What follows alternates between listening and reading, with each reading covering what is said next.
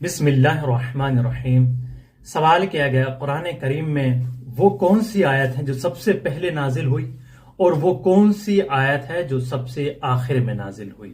سب سے پہلی آیت نازل ہونے والی سورہ علق کی شروع کی 5 آیتیں ہیں جو سب سے پہلے نازل ہوئی، اور جو سب سے آخر میں نازل ہوئی وہ آیت اکمال ہے جو میدان غدیر میں نازل ہوئی تھی، اور جس کو کہا جاتا ہے اس آیت کے بعد دین تکمیل ہو گیا، مرحلے تکمیل پر پہنچ گیا، جس کے لیے رسول اکرم نے منبر غدیر سے اعلان کیا تھا کہ جس کا میں مولا ہوں اس کے یہ علی مولا ہے۔